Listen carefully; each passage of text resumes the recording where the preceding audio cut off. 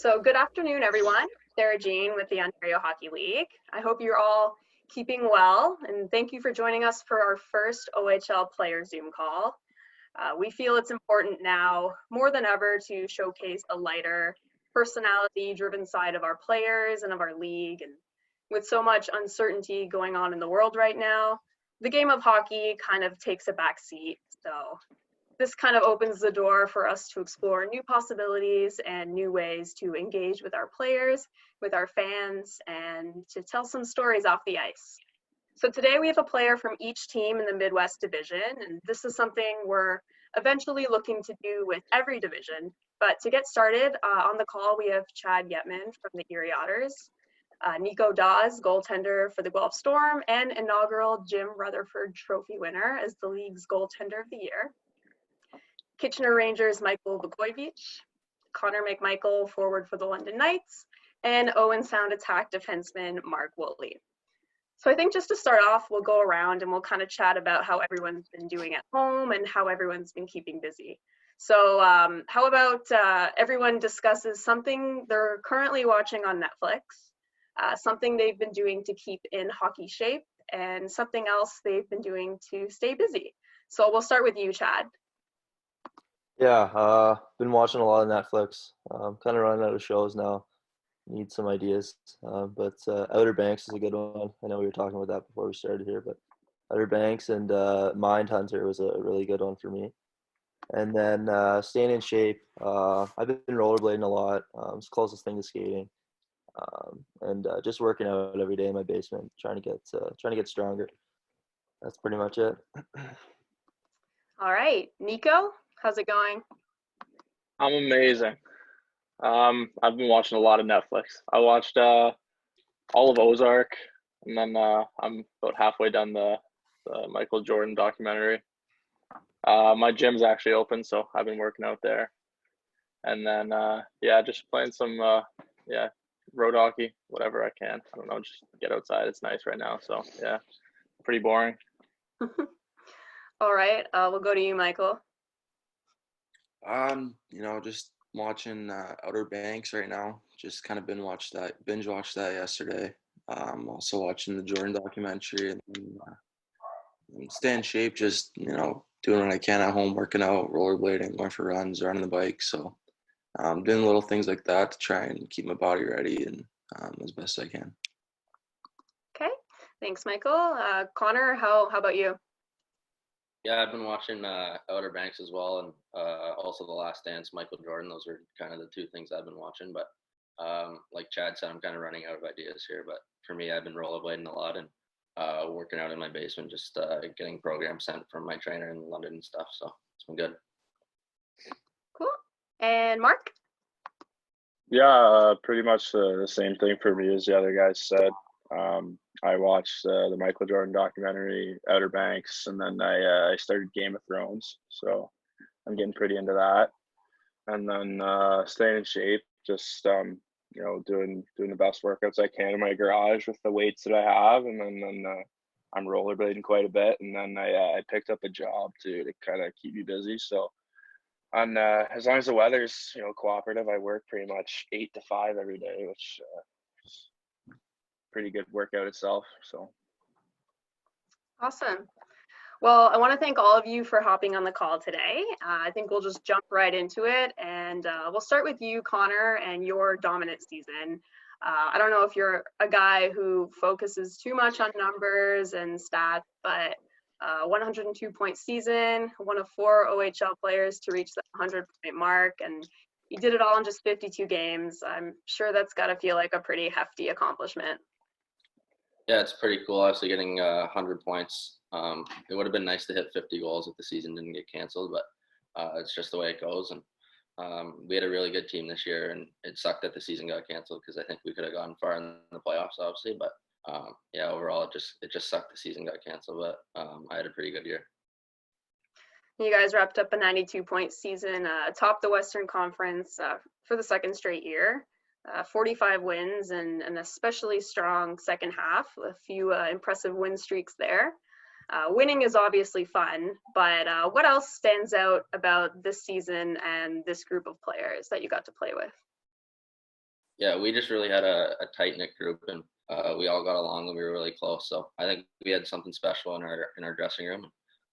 Like I said, it sucked that the season got canceled, but we were really looking forward to going on a deep playoff run, and we had really good depth and stuff like that. So yeah. And speaking of impressive win streaks, Michael, it's incredible what Kitchener was able to do this year.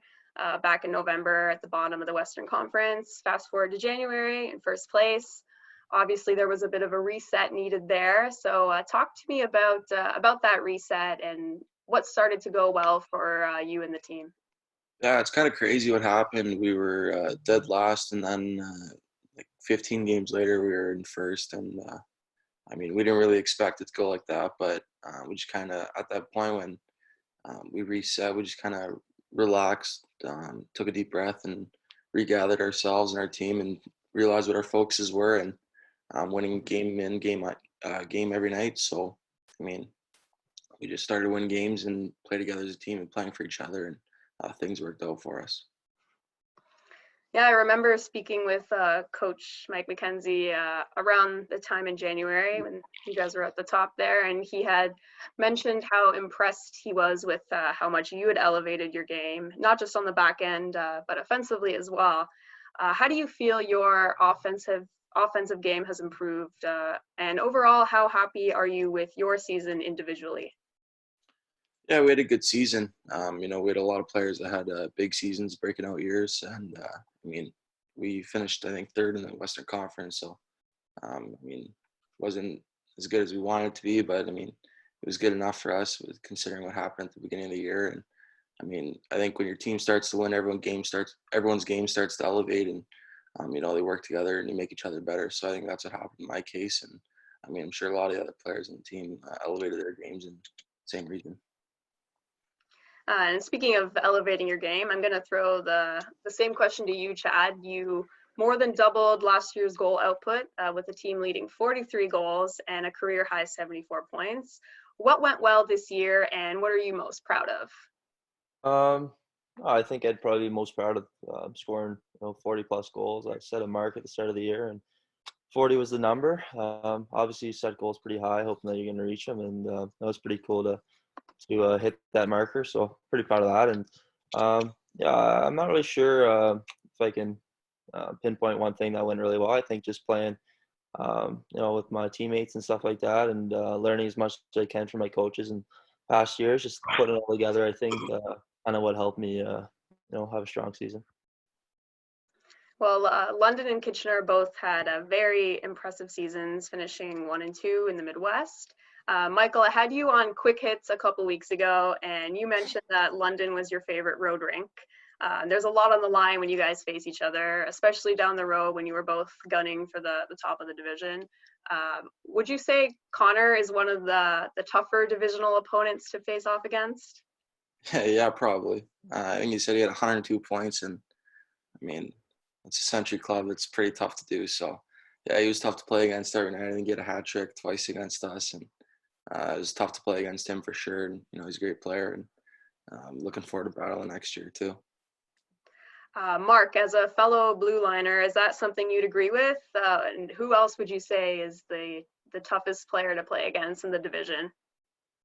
Yeah, 100%.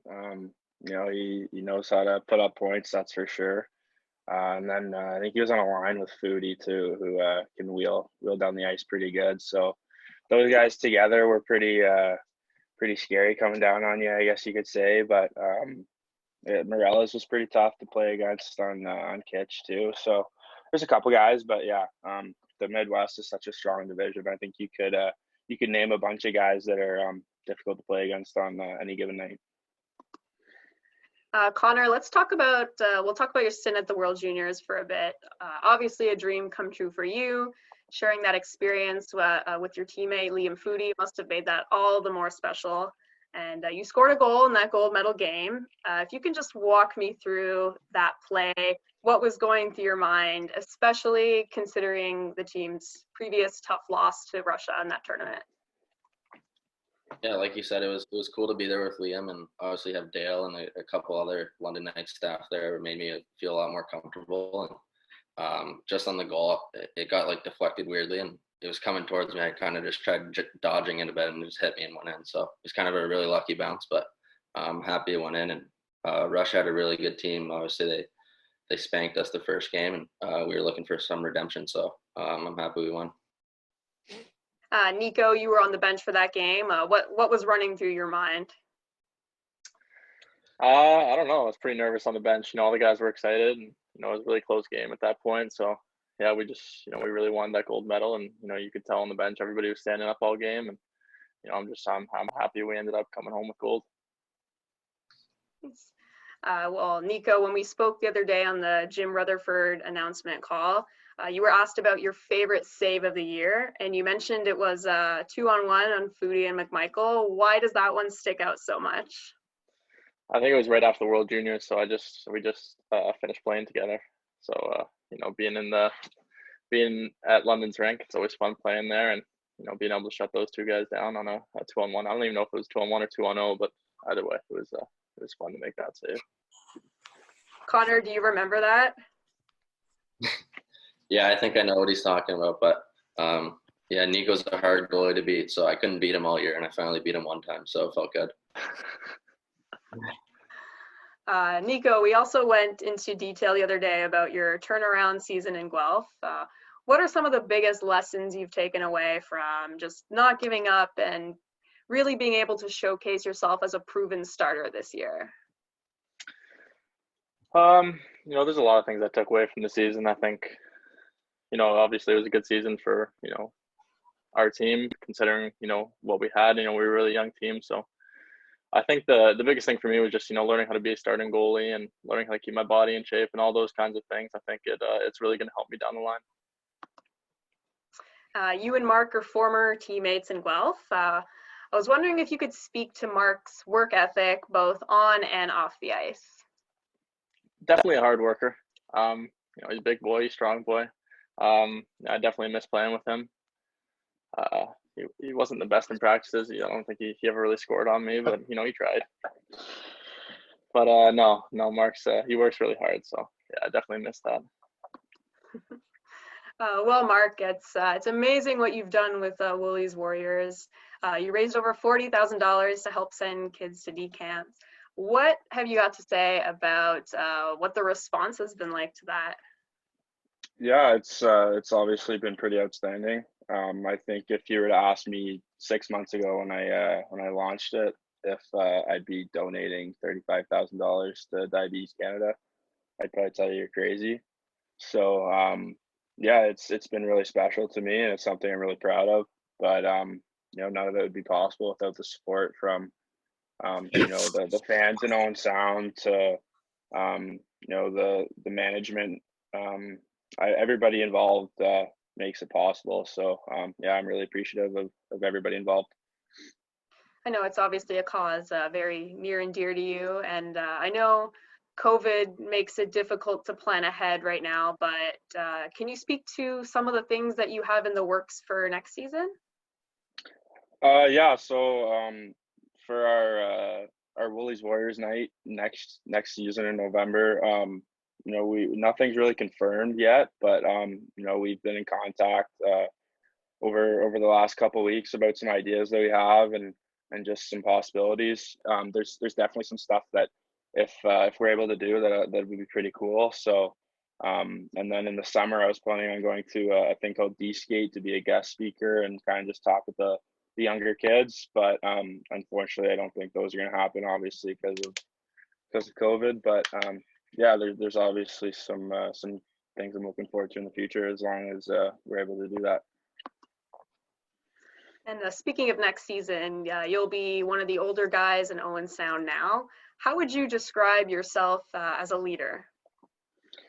I think I'm a lead by example kind of guy, but I like to talk in the room too. So I really tried, especially last year, to make the younger guys coming into the league just feel comfortable in the room, because I remember my first year in the league, I was a shy kid. I didn't say much, but now being the older guy, one thing looking back in my rookie years, I would have tried to been more open with all the older guys. So just trying to make those younger guys comfortable, I think. And have them understand that, you're all a team. So might as well be comfortable with your teammates. But yeah, I do my best to lead by example there.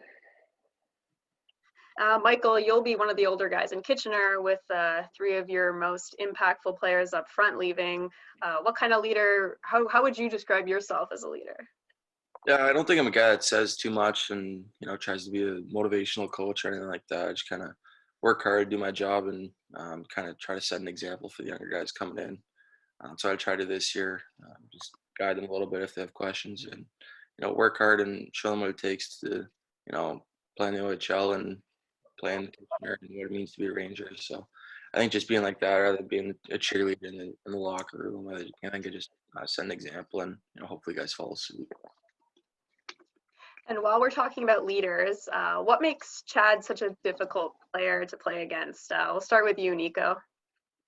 Got a great shot. Obviously, definitely a goal scorer. He's a threat when he's on the ice. He had a good line, so every time they were on the ice, had to be a little bit more ready. And Erie's a good team altogether. So yeah, definitely a good goal scorer. He scored on me a few times this year. So yeah. Connor, as a fellow dynamic goal scorer, what impresses you most about Chad? Yeah, just playing Erie a bunch. They're a tough team to play. We always have good games against them, really tight games. And obviously him and his line mates carry most of the load. So he's a really good player. And obviously Nico said he has a really good shot. So he's always a threat out there. Chad, what's your favorite part about playing for the Otters franchise? I love our fans. I love playing at home. They're crazy. I'm sure the other guys can say that, they're pretty nuts, and especially when it's packed on a Saturday night. And, it's just an absolute blast playing in front of them, and especially when we have a full house. So, yeah, I'd say probably that. Mark, I saw you were giggling. Would you agree that the fans are pretty crazy?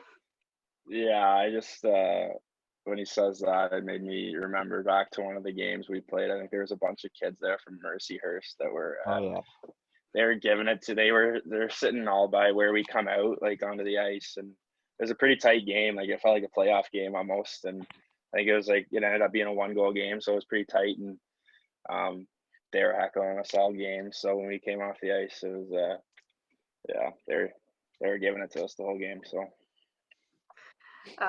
So Mark, this was your first full season with the Attack, having been traded halfway through last season. What do you like most about living in Owen Sound? Just I think just how tight-knit the community is. I mean, not only the organization, but the community as a whole. It feels like such a family atmosphere everywhere you go in Owen Sound. That's probably the biggest thing that I noticed coming from Guelph to Owen Sound is, you can go wander around Guelph and, have people not necessarily know who you are.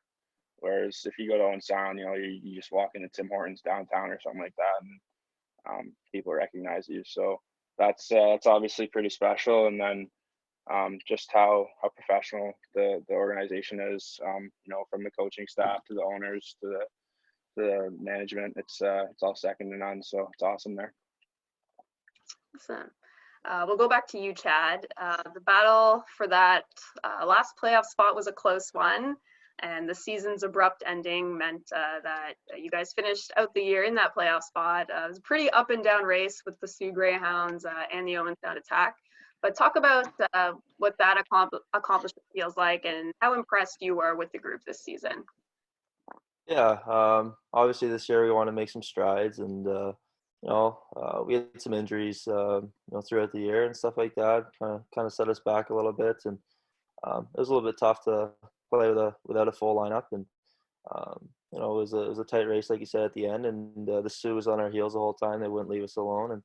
And then Owen Sound kind of pulled away from us, so we were kind of stuck sitting in that 8th seed. And I think we're just happy that we made the playoffs. Obviously, didn't get to play any games and stuff, but just having that accomplishment gives us a little bit of confidence for next year, and we're happy how it ended. Nico, it was a bit of an up and down season for Guelph. You had some terrific success at the beginning, a bit of adversity after the holidays, and coming back coming back as defending OHL champions and having lost a lot of guys at the end of last year, would you say the Storm surprised a lot of people this season? Yeah, I think, we had a good group coming back from last year, but I think, a lot of people had their doubts with us. I think everybody thought we were going to be a lot worse than we were, and we were able to pull through in the first half of the season, and we were up in first place for a bit, and we really turned some heads. I think we struggled in the second half a little bit, but we were excited to head into playoffs and play Kitchener. It would have been a good series. We were excited for that, but yeah. We'll jump back to you, Chad. I'm curious, what gets you like hyped or motivated before a game? Yeah, I don't know.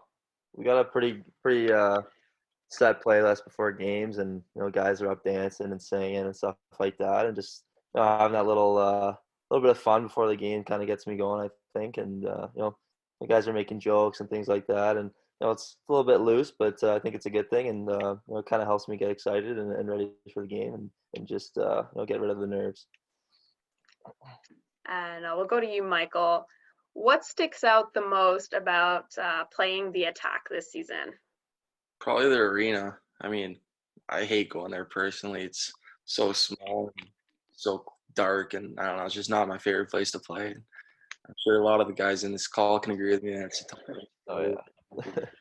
And tough drive out there. So I mean, it's fun going out there because we're in a Midwest Division rival, but it's a tough rink to play in. We have some fun there sometimes. Went to a couple shootouts too, so that was fun. So Chad, you were recently, and hopefully I can say this, it's a bit of a mouthful, you were recently voted the most underrated, undrafted, 2000-born, 70-plus point scorer in our first fan poll Friday, presented by Winmar. I was just curious what you thought about that. Have you ever considered yourself an underrated player? Yeah, I think so. For me, as a 10th round pick coming into the league, and obviously probably wasn't really expected to even make the lineup. So, that itself kind of shows that I was a little bit underrated. And then obviously throughout the years, improving in points and stuff like that, and hitting 70+ points now. So I think that I've always kind of been underrated, and no one's really thought of me as a guy that would probably put up numbers like that maybe. And yeah, so I think that I've probably been underrated for a little while, but yeah. And Mark, I have to ask, what was your and what was the team's reaction to seeing Justin Bieber in an Owen Sound Attack jersey? It was actually pretty comical. I mean, we always give it to our coach Hish about going out to New York or LA or wherever he's going to skate with him. But on a serious note, it was actually pretty cool. Obviously, he's a pretty famous person in the world, so to see him wear that jersey and post that on his social media is pretty special. And who knows, maybe one night he'll be singing the national anthem at the Bay Shore or something. Never know. That would be pretty cool. Okay, so to wrap this up, I just have one more question for each of you. I'm going to put you on the spot a bit for this one. We'll start with you, Nico. If you had to quarantine with one teammate, who would it be and why? Say probably Keegan Stevenson. We get along pretty well. We got a lot in common. We hung out a lot during the season, so yeah, I'd say probably him. All right, Connor. There's a group of guys I'd want to live with, but I live with Luke Evangelista in London, so we're roommates already. So it'd just be like more comfortable living with them. We know each other pretty well, so probably him. All right, Chad. Yeah, I'm gonna have to go with my roommate, Connor Lockhart. I think he'd be a little upset if I said anyone different. So, we have a lot of fun back in Erie. So, yeah, we just keep that going. I think we'd have a good time. Mark. Yeah, I think it's the same thing Chad said. My roommate Barrett Gerwin would be pretty upset if I said anybody other than him. So, and my other roommate too, I guess, Josh Szymanski. But yeah, those guys probably stick with them. And then I live with Andrew Parrott last year, who's also my D partner, so he'd be a good choice too. But yeah, there's a good group of guys that I'd be able to stick in quarantine with. Yeah, I guess you and Barrett are pretty close. You guys kind of go back a bit, right? Yeah, we weren't that close in Guelph actually, and then my second year was when we started to get close. We had high school classes together, and then obviously the trade happened, and now we live together. So yeah, we're pretty close. All right, and Michael, I know I've already asked you this question, so I'm going to switch it up and make it a little bit harder. If you had to quarantine with one player on this call, who would it be and why? I'd go with Connor. I mean, we were roommates at the combine for a week there, so a little bit of chemistry there, I guess you could say. Divisional, so fun to play against him, pick his brain, see if we could beat him. All right. Well, that's it. That's it for our Midwest Division Players Call. So thank you to all 5 of you for taking some time to participate today. And on behalf of the Ontario Hockey League, we want to thank all of you for tuning in. And we really do hope that all of you are keeping well. So we'll see you next time. Thanks so much.